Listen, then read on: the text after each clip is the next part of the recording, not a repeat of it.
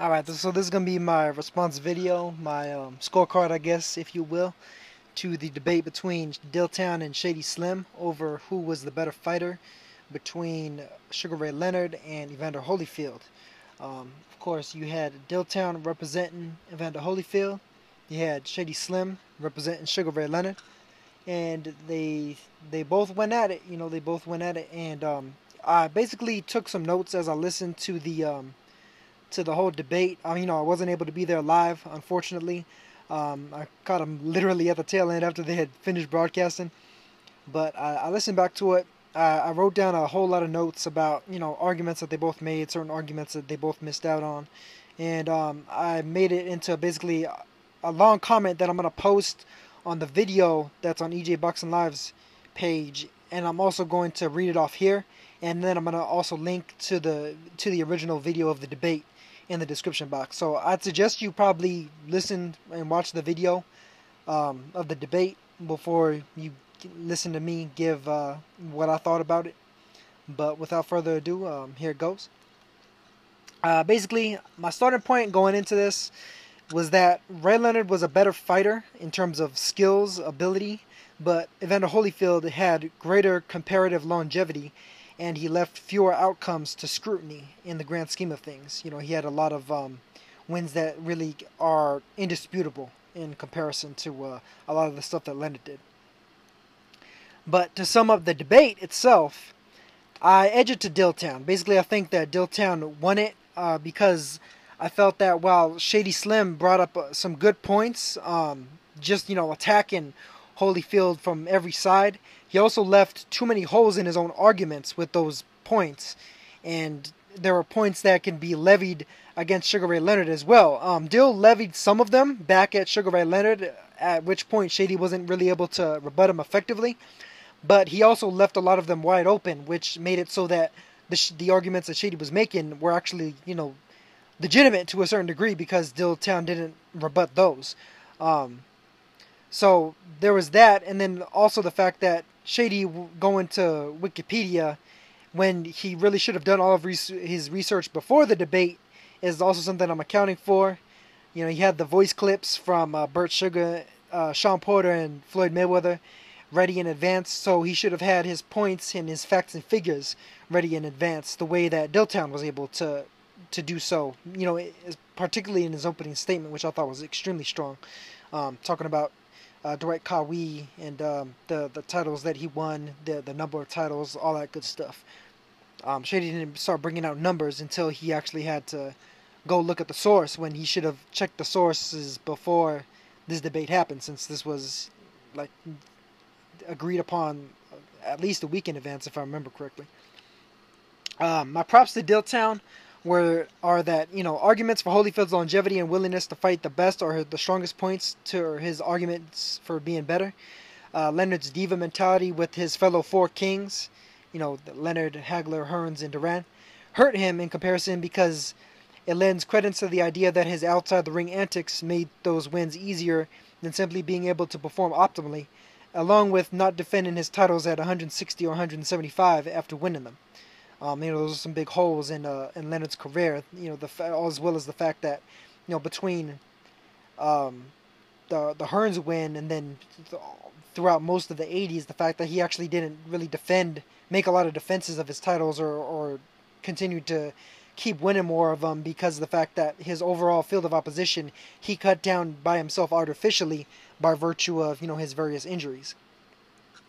My critiques of Dill Town right here are going to be Holyfield having heart conditions is immaterial to his standing because Leonard had retina issues as well. They both had their health issues, and they both subsequently fought through them to a certain degree.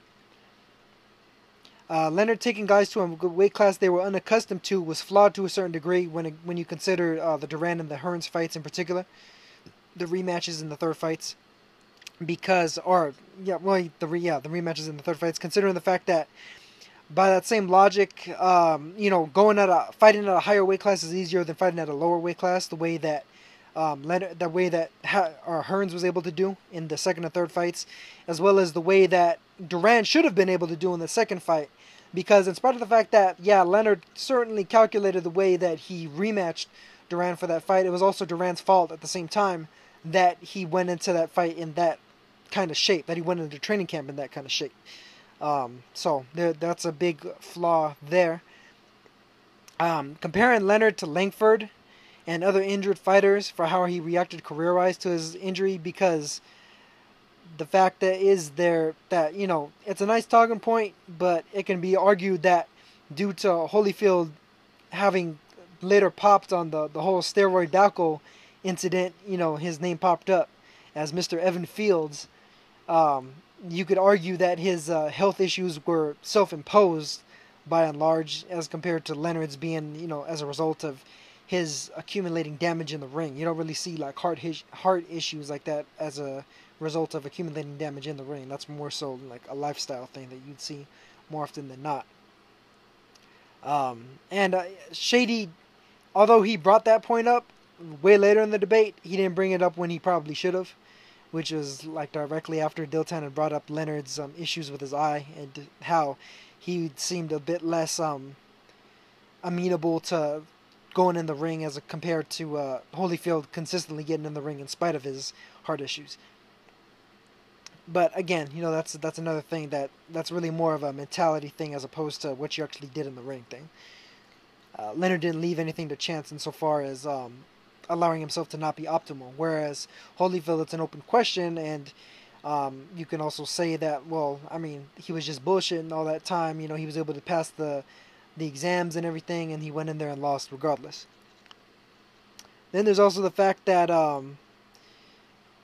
he didn't answer the Ring Magazine title question. It's something that he missed out on. And it's something that he missed out on in terms of the fact that historically the Ring Magazine, they got rid of their title for a while there. I can't remember the exact years, but I know when Holyfield was effectively the lineal champion both of those times, he basically won what was essentially the ring title. The ring title's existence was only basically made in the first place and subsequently followed through on, in more recent years, like a little over a decade ago, in terms of being able to figure out exactly who was the lineal champion in the absence of a lineal champion, because of the fact that the sanctioning bodies kept stripping people. So the ring only reinstituted their championship policy in the absence of any other sanctioning body being able to claim one fighter as the lineal champion unto themselves. So basically the answer to that question of how many times did he win the title would have been 3. Once at cruiserweight and then twice at heavyweight when he beat Douglas and then when he beat Bo in the rematch. Benny Hinn healing Holyfield is a pretty funny point, considering the fact that, like, if you wanted to make that argument, then you could say that, oh, well, Holyfield had, the Lord on his side, so he technically shouldn't have ever lost, and he definitely shouldn't have lost to his peers, the likes of Riddick Bowe and Michael Moore, amongst others, and as well as Lennox Lewis, when he wound up losing to them. Those were peers that he lost to, that Leonard comparatively defeated his peers, the guys that were his chief rivals that people were saying, like, go out there and fight. Aside from, the one of the guys that he didn't fight, being Aaron Pryor, which was a point that Dill could have brought up, but he wasn't able to get to. And then in a fight at their best argument, like, that was kind of a silly argument because Holyfield would have bodied Sugar Ray Leonard. I mean, the fact that he was bigger and also the fact that he was a craftier boxer than he was given credit for. Unless you're going to talk about pound for pound, but then you have to start accounting for height, reach, and other things. Holyfield was only 3 inches taller, but there was a 30 to 70 pound gap in their weights during various parts of their careers. Nikolai Valuyev is a big fighter. Yeah, like Ray Leonard didn't have a fighter as big as that in his career, or like with that big of a discrepancy in terms of height and weight. But he was also a limited fighter, like John Ruiz, so a disputed win, which wasn't even an actual win over him, is pretty good, but nothing, just outright incredible. It's an okay thing to talk about, though. And Shady didn't really effectively rebut that with saying that Leonard beat a guy to that great a degree, with that great of a degree in discrepancy in terms of height and weight. I mean, he did bring up like a haggler, but that's that's not the proper argument against what Dill's argument was. And then just because Holyfield had a great Olympic class doesn't mean anything to him as an individual. My props to Shady Slim are that Leonard's wins over Duran, Benitez, Hearns, and Hagler are great in spite of the circumstances surrounding them. And Holyfield losing to his peers, as I mentioned earlier, hurt his standing compared to Leonard beating his chief rivals. But my critiques of Shady Slim go as follows. He went to Wikipedia, first of all. Wikipedia, I like that. He called Wilfredo Benitez Alfredo a bunch of times. His voice clips with regard to Floyd rating Duran as the greatest of all time is immaterial to Leonard, because Leonard was a bigger fighter than Duran. So, in spite of Duran being the greatest, Leonard should have been able to beat him because he was the bigger fighter, and Leonard is supposed to be this amazingly skilled fighter. He should have found a way to negate the things that Duran brought, especially Duran being a smaller fighter, a lighter fighter, a fighter with a lesser reach, which was another one of Shady's arguments, the reach advantage argument. Leonard had that over Duran, amongst other things. And he wasn't able to initially. He was able to after the fact, but he wasn't able to initially. Burt Sugar's rating of Duran as the best lightweight ever is also flawed for the same reason. We're talking about a lightweight as compared to Ray Leonard, who was not only a great welterweight, but a fighter who was a very lean machine at middleweight and even at super middleweight. He was a lean, muscular fighter. He was in excellent shape. His body fat percentage at middleweight was equivalent to what Duran had at lightweight. So, he's a legitimately bigger guy that should have been able to beat him in their initial fight. And then also the fact that, him bringing up Leonard being a greater Olympian kind of hurts his argument in the pound-for-pound sense, because Evander Holyfield started at light heavyweight, or he won his medal at light heavyweight in the Olympics. Then he went on to become a cruiserweight champion as a pro, and then a heavyweight champion as a pro. So he went across a lot of weight classes, a wide weight range himself, if you're going to start including the amateurs into it. And then also the fact that the amateurs is really a different sport compared to the pros to a certain degree, different rule set, and not as many rounds, not as long of a fight. Miguel Cotto lost to Muhammad Abdullayev and Kelson Pinto in the amateurs, but annihilated both them dudes in the pros. He completely fucking destroyed them. It wasn't even close. So, that goes to show right there, as well as Mike Tyson against several fighters. Tyrell Biggs, for instance. Tyrell Biggs beat him in the amateurs, and Tyson crushed him in the pros. I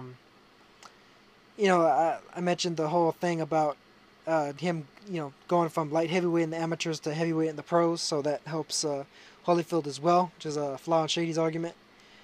Let's see. Holyfield's struggles with Ruiz are bad, but at the same time, not only was Holyfield past his prime at that point, but everyone struggled with Ruiz except for David Tua, Roy Jones, and then David Hay when Ruiz himself was past his prime. And then James Toney as well, but James Toney, of course, wound up getting caught cheating. Shady Slim also could have brought up the fact that James Toney beat the living crap out of Holyfield, and as well as the evidence of Mr. Evan Fields being part of the Balco sting, but he didn't hammer that point home until towards the very end of the debate, not necessarily giving Dill much of a chance to rebut that, but Dill also brought up his own point regarding that, and also the fact that Holyfield never actually got caught in the ring. So, yeah, his name was on the Balco list, the Balco stuff was undetectable, but Shady also didn't bring that point up, that it was undetectable, and he was on the list, so that has to be taken into consideration as well. Then there's also the fact that, Shady was talking about Foreman being old when Holyfield beat him, but that same old Foreman went on to beat the same Moore that beat Holyfield. And he even got robbed against the future champion in Shannon Briggs. Similar to how post-prime Duran kept racking up solid wins even after he was at a prime weight where he should have been fighting at. And then, of course, I also mentioned the reach advantage thing earlier. Nikolai Valuyev had a much longer reach than what Tommy Hearns' was, and that was also at a higher weight class. So I'm running up against my limit here, guys. Those are pretty much the summary of the debate. I edged it to Dill Town. It was a pretty solid debate, though. And that's pretty much it.